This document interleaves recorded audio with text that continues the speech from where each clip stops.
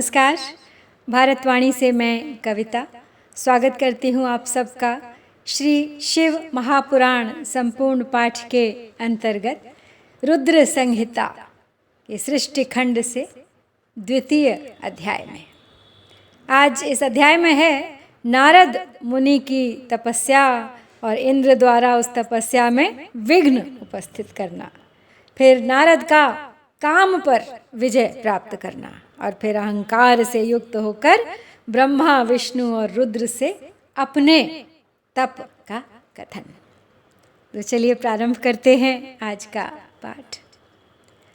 सूत उवाच एकस्मिन् समये विप्रा नारदो मुनिसत्तमः ब्रह्मपुत्रो विनीतात्मा तपोर्थम मनादधे हिमशैलगुहा काचिदेका परम शोभना यत्समीपे सुरनदी सदा वहति वेगतः तत्राश्रमो महादिव्यो नानाशोभासमन्वितः तपोर्थम स ययौ तत्र नारदो दिव्यदर्शनः तां दृष्ट्वा मुनिशार्दूलस्तेऽपि स सुचिरं तपः बद्ध्वासनं दृढं मौनी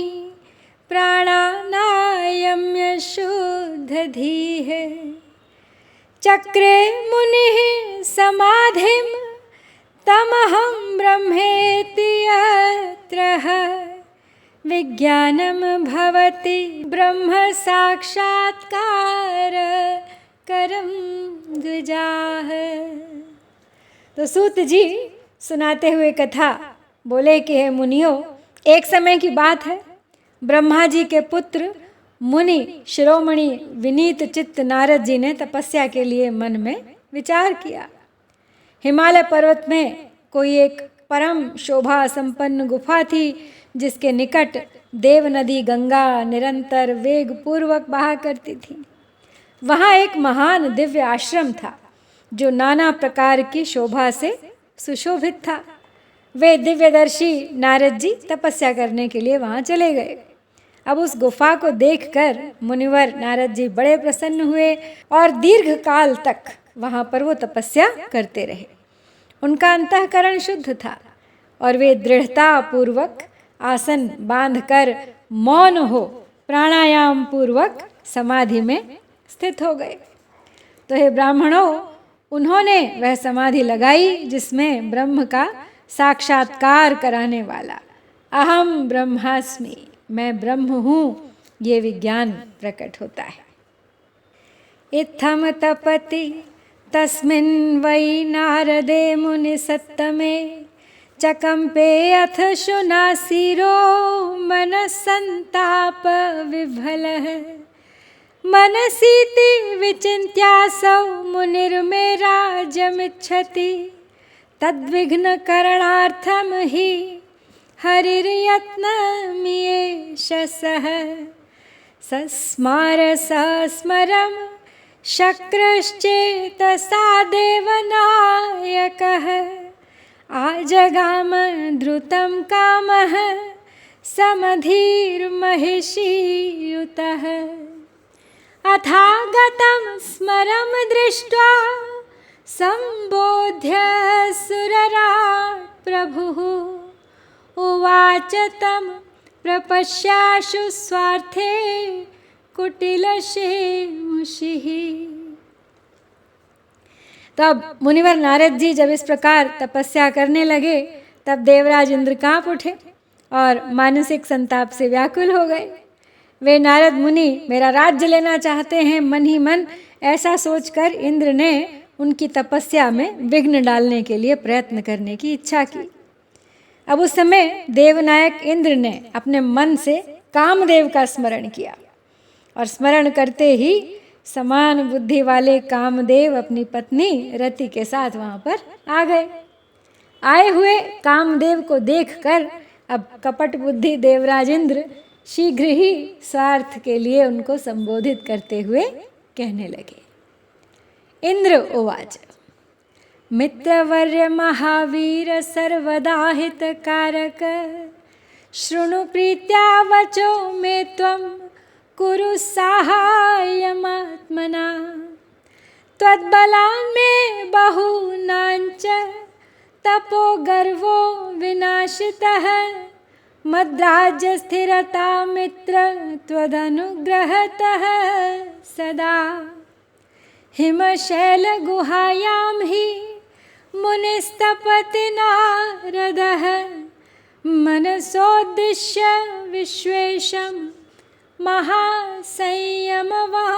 दृढः याचेन्न विधितो राज्यं स ममेति विशङ्कितः अद्यैव गच्छ तत्र त्वं तत्तपो विघ्नमाचर।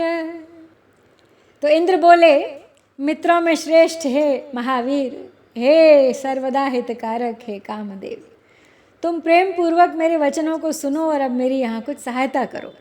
हे मित्र, तुम्हारे बल से मैंने बहुत लोगों की तपस्या का गर्व नष्ट किया है और तुम्हारी कृपा से ही मेरा यह राज्य आज स्थिर है। बस इसको यूं ही स्थिर बनाए रखो। पूर्ण रूप से संयमित होकर दृढ़ निश्चयी देवर्षि नारद मन से विश्वेश्वर भगवान शंकर की प्राप्ति का लक्ष्य बनाकर हिमालय की गुफा में तपस्या कर रहे हैं। मुझे यह शंका है कि तपस्या से प्रसन्न ब्रह्मा से कहीं वो मेरा राज्य ही न मांग ले। आज ही तुम वहाँ चले जाओ और उनकी तपस्या में विघ्न डाल दो।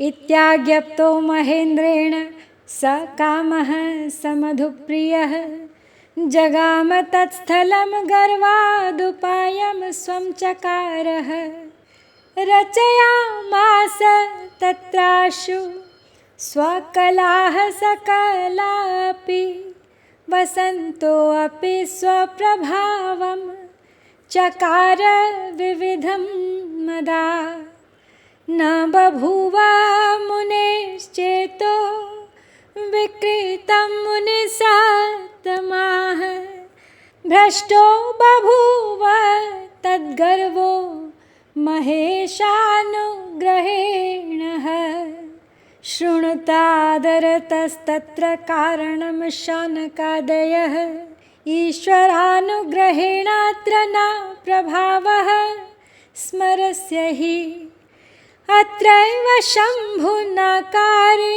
सुतपश्च स्मरारिणा अत्रैव दग्धस्तेनाशु कामो मुनितपोपहः कामजीवनहेतोर्हि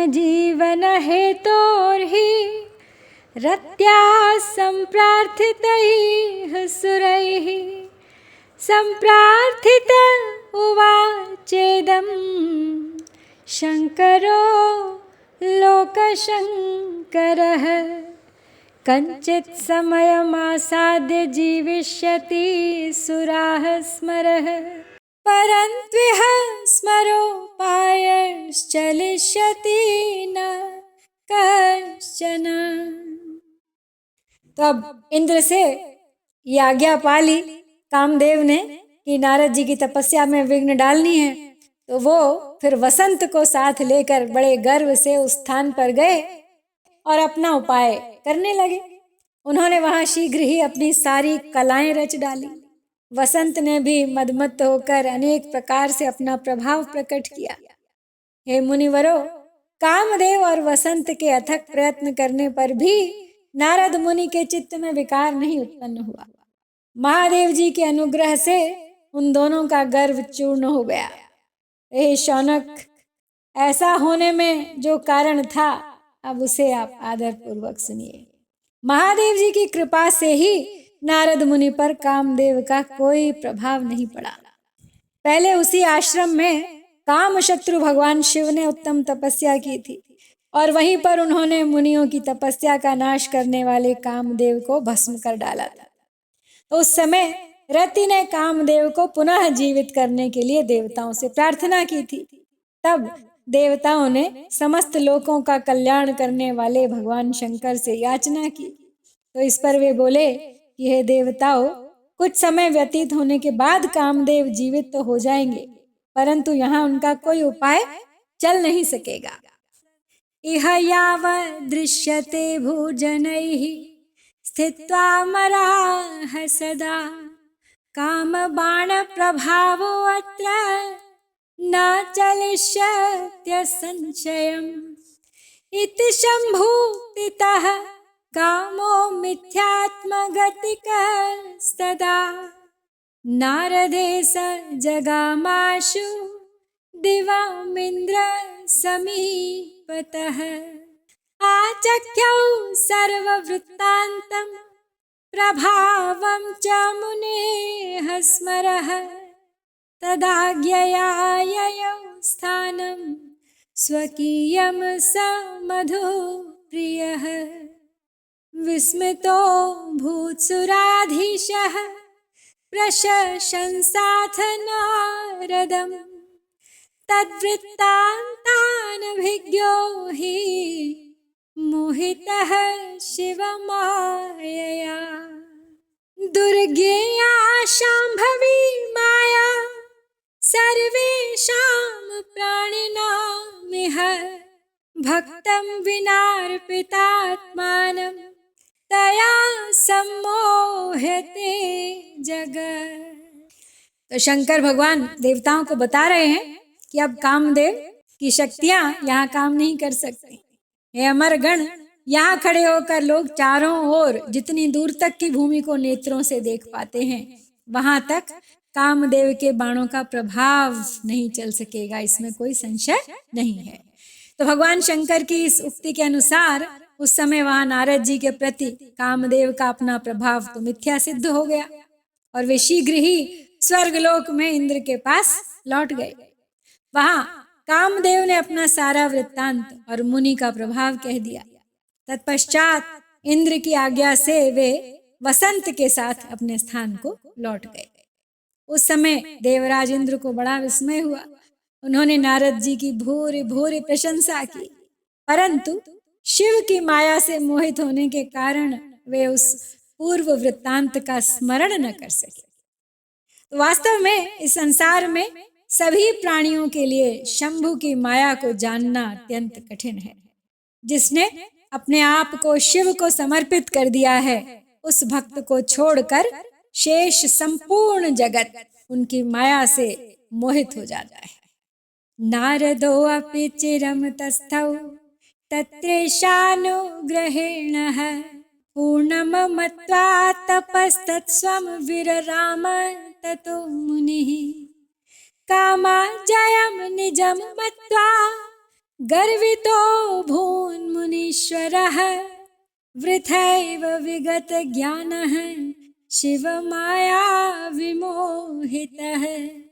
धन्या धन्या महामाया शाम्भवी मुनिसत्तमाः, तद्गतिं नहि पश्यन्ति विष्णु ब्रह्मादयो अपि।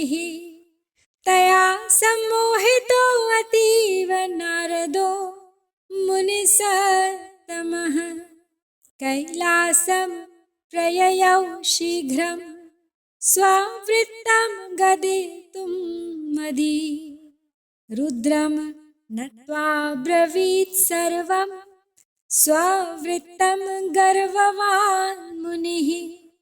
मत्वात्मानं महात्मानं स्वप्रभुञ्च स्मरन् जयम्। तच्छ्रुत्वा शङ्करः प्राह नारदं भक्तवत्सलः, स्वमाया मोहितं हेत्वनभिज्ञं भ्रष्टचेतसम्। तो नारद जी अब भगवान शंकर की कृपा से वहां चिरकाल तक तपस्या में लगे रहे। अंत में अपनी तपस्या को पूर्ण हुआ जानकर वे मुनि उससे विरत हो गए। कामदेव पर अपनी विजय मानकर उन मुनीश्वर को व्यर्थ ही गर्व हो गया। भगवान शिव की माया से मोहित होने के कारण उन्हें यथार्थ बात का ज्ञान ही नहीं रहा। तो हे मुनि श्रेष्ठो, भगवान शंभु की महामाया धन्य है, धन्य है। ब्रह्मा विष्णु आदि देव भी उसकी गति को देख नहीं पाते हैं। उस माया से अत्यंत मोहित मुनि शिरोमणि नारद गर्वयुक्त होकर अपना काम विजय संबंधी वृत्तांत बताने के लिए तुरंत ही कैलाश पर्वत पर गए। वहां रुद्रदेव को नमस्कार करके गर्व से भरे हुए मुनि ने अपने आप को महात्मा, प्रभु तथा काम जेता मानकर उनसे अपना सारा वृत्तांत कहा। ये सुनकर भक्त वत्सल शंकर जी अपनी माया से मोहित, वास्तविक कारण से अनभिज्ञ तथा भ्रष्ट चित्त नारद से कहने लगे। रुद्र उवाच हे तात नारद प्राज्ञ धन्यस्त्वं शृणु मद्वचः वाच्यमेवं न कुत्रापि हरेरग्रे विशेषतः पृच्छमानोऽपि न ब्रूयाः स्ववृत्तं मे यदुक्तवान् गोप्यं गोप्यं सर्वथा हि नैव वाच्यं कदाचन शास्म्यहं त्वां विशेषेण मम प्रियतमो भवान् विष्णुभक्तो यतस्त्वं हि तद्भक्तो अतीव मे अनुगः शास्ति स्मेथं च बहुशो रुद्रः सूतिकरः प्रभुः नारदो न हितं मेने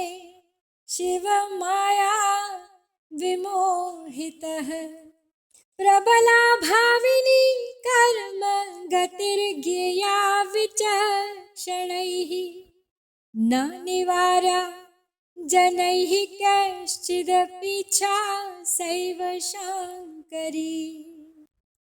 तो नारद जी गर्व में भर के अब शंकर भगवान के पास पहुंचे, सुनाना चाहते हैं उन्हें अपना काम विजय का सारा वृत्तांत। रुद्र बोले, हे तात, हे नारद, हे प्राज्ञ, तुम धन्य हो, मेरी बात सुनो। अब से फिर कभी ऐसी बात कहीं भी न कहना, और विशेषतः भगवान विष्णु के सामने तो इसकी चर्चा कदापि मत करना कि तुमने काम पर विजय प्राप्त कर ली है। तुमने मुझसे अपना जो वृत्तांत बताया है उसे पूछने पर भी दूसरों के सामने मत कहना। ये सिद्धि संबंधी वृत्तांत सर्वथा गुप्त रखने योग्य है, इसे कभी किसी पर प्रकट नहीं करना चाहिए। तुम मुझे विशेष प्रिय हो, इसीलिए अधिक जोर देकर मैं तुम्हें ये शिक्षा देता हूँ, क्योंकि तुम भगवान विष्णु के भक्त हो और उनके भक्त होते हुए मेरे अत्यंत अनुगामी हो। तो इस प्रकार बहुत कुछ कहकर संसार की सृष्टि करने वाले भगवान रुद्र ने नारद जी को शिक्षा दी, परंतु शिव की माया से मोहित होने के कारण नारद जी ने उनकी दी हुई शिक्षा को अपने लिए हितकर नहीं माना। भावी कर्म गति अत्यंत बलवान होती है, उसे बुद्धिमान लोग ही जान सकते हैं। भगवान शिव की इच्छा को कोई भी मनुष्य टाल नहीं सकता। ततः स मुनिवर्यो हि ब्रह्मलोकं जगामः विधिं नत्वा ब्रवीत् कामजयं स्वस्य तपोबलात् तदा कर्ण्यविधिः सोऽथ स्मृत्वा शम्भो पदाम्बुजं विज्ञाय कारणं सर्वं निशिषेध सुतं तदा मेने हितं न विद्युक्तं नारदो ज्ञानसत्तमः शिवमाया मोहितश्च रूढचित्तं मदाङ्कुरः शिवेच्छा यादृशी लोके भवत्येव हि सा तदा तदधीनं जगत् सर्वं वचस्तन्त्यां स्थितं यतः नारदो अथ ययौ शीघ्रं विष्णुलोकं विनष्टधीः मदाङ्कुरमनावृत्तं गदितुं स्वं तदग्रतः आगच्छन्तं मुनिं दृष्ट्वा नारदं विष्णुरादरात् उत्थित्वाग्रे गतो वरं तं शिश्लेष ज्ञातहेतुकः स्वासने समुपावेश्य स्मृत्वा शिवपदाम्बुजं हरिः प्राह वचस्तथ्यं नारदं मदनाशनम्। तो अब नारद मुनि ब्रह्मलोक में गए। वहां ब्रह्मा जी को नमस्कार करके उन्होंने अपने तपोबल से कामदेव को जीत लेने की बात कही। तो उनकी वो बात सुन के ब्रह्मा जी ने भगवान शिव के चरणारविंदों का स्मरण करके और समस्त कारण जानकर अपने पुत्र को ये सब कहने से मना किया। नारद जी शिव की माया से मोहित थे, अतएव उनके चित्त में मद का अंकुर जम गया था। इसलिए ज्ञानियों में श्रेष्ठ नारद जी ने ब्रह्मा जी की बात को अपने लिए हितकर नहीं समझा। इस लोक में शिव की जैसी इच्छा होती है वैसा ही होता है। समस्त विश्व उन्हीं की इच्छा के अधीन है और उन्हीं की वाणी रूपी तंत्री से बंधा हुआ है। तब नष्ट बुद्धि वाले नारद जी अपना सारा वृत्तांत अब गर्व पूर्वक भगवान विष्णु के सामने कहने के लिए वहां से शीघ्र ही विष्णु लोक की ओर चल दिए। नारद मुनि को आते देखकर भगवान विष्णु बड़े आदर से उठकर शीघ्र ही आगे बढ़े और उन्होंने मुनि को हृदय से लगा लिया। उन्हें मुनि के आगमन हेतु का ज्ञान पहले से ही था। नारद जी को अपने आसन पर बैठा के भगवान शिव के चरणार विंदों का स्मरण करके श्री हरि उनसे यथार्थ तथा गर्वनाशक वचन कहने लगे। विष्णुरुवाच कुत्र आगम्यते तात किमर्थमिह चागतः धन्यस्त्वं मुनिशार्दूलतीर्थोऽहं तु तवागमात् विष्णुवाक्यमिति श्रुत्वा नारदो गर्वितो मुनिः स्ववृत्तं सर्वमाचष्ट समदं मदमोहितः श्रुत्वा मुनिवचो विष्णुः समदं कारणं ततः ज्ञातवानखिलं स्मृत्वा शिवपादाम्बुजं हृदि तुष्टाव गिरिशं भक्त्या शिवात्मा शैवराढरिः साञ्जलिर्विशुधिर्नम्रमस्तकः परमेश्वरम्। तो नारद जी से अब विष्णु बोले, ये तात आप कहाँ से आ रहे हैं? यहाँ किस लिए आपका आगमन हुआ है? हे मुनि श्रेष्ठ, आप धन्य हैं, आपके शुभागमन से मैं पवित्र हो गया। अब भगवान विष्णु का ये वचन सुनकर गर्व से भरे हुए नारद मुनि मद से और अधिक मोहित हो गए और अपना सारा वृत्तांत बड़े ही अभिमान के साथ विष्णु भगवान को बता दिया। नारद मुनि का वह अहंकार युक्त वचन सुनकर मन ही मन शिव के चरणार विंदों का स्मरण कर भगवान विष्णु ने उनके काम विजय के समस्त यथार्थ कारण को पूर्ण रूप से जान लिया। उसके पश्चात शिव के आत्म स्वरूप परम शैव सुबुद्ध भगवान विष्णु भक्ति पूर्वक अपना सिर झुकाकर हाथ जोड़कर परमेश्वर कैलाशपति शंकर की स्तुति करने लगे। विष्णुरुवाच देवदेव महादेव प्रसीद परमेश्वर धन्यस्तं शिव धन्याते माया सर्वविमोहिनी इत्यादि संस्तुतिं कृत्वा शिवस्य परमात्मनः निमील्य नयने ध्यात्वा विरराम पदाम्बुजम् यत्कर्तव्यं शङ्करस्य स ज्ञात्वा विश्वपालकः शिवशासनतः प्राह हदाथ मुनिसत्तमम् धन्यस्त्वं मुनिशार्दूल तपोनिधिरुदारधीः भक्तित्रिकं न यस्यास्ति काममोहादयो मुने विकारास्तस्य सद्यो वै भवन्त्यखिल दुःखदाः नैष्ठिको ब्रह्मचारी त्वं ज्ञानवैराग्यवान् सदा कथं कामविकारी स्याज्जन्मना विकृतः सुधीः इत्याद्युक्तं वचो भूरि श्रुत्वा स मुनिसत्तमः विजहास हृदा नत्वा प्रत्युवाच वचो हरिं किं प्रभावः स्मरः स्वामिन् कृपा यद्यस्ति ते मयि इत्युक्ता हरिमानम्य ययौ यादृच्छको मुनिः। अब विष्णु बोले, हे देवेश्वर, हे महादेव, हे परमेश्वर, आप प्रसन्न हो। हे शिव, आप धन्य हैं और सबकी विमोहित करने वाली आपकी माया भी धन्य है। इस प्रकार परमात्मा शिव की स्तुति करके हरि अपने नेत्रों को बंद कर उनके चरण कमलों में ध्यान स्थित होकर चुप हो गए। तो विश्वपालक हरि यानी विष्णु जी शिव के द्वारा जो होना था उसे हृदय से जानकर शिव के आज्ञानुसार मुनिश्रेष्ठ नारद जी से कहने लगे।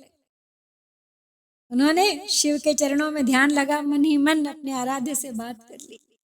तो विष्णु बोले, हे मुनिश्रेष्ठ, आप धन्य हैं, आप तपस्या के भंडार हैं और आपका हृदय भी बड़ा उदार है। तो हे मुने, जिसके भीतर भक्ति, ज्ञान और वैराग्य नहीं होते, उसी के मन में समस्त दुखों को देने वाले काम, मोह आदि विकार शीघ्र उत्पन्न होते हैं।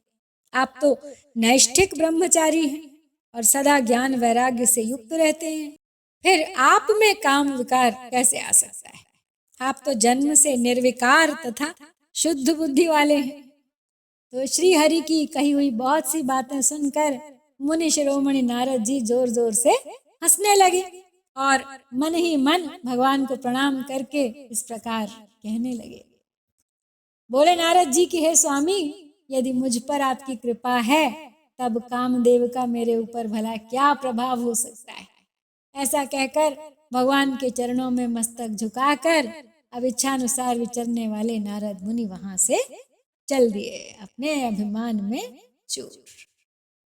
तो इस प्रकार यहाँ पर हम शिव महापुराण के अंतर्गत द्वितीय रुद्र संहिता के सृष्टि खंड में नारद तपोवर्णन नामक दूसरा अध्याय यहाँ पे पूर्ण करते हैं। इति श्री शिव महापुराणे द्वितीयायां रुद्र संहितायां प्रथम खंडे सृष्ट्योपाख्याने नारद तपोवर्णनम नाम द्वितीयो अध्यायः। ओम श्री सांब शिवाय नमः।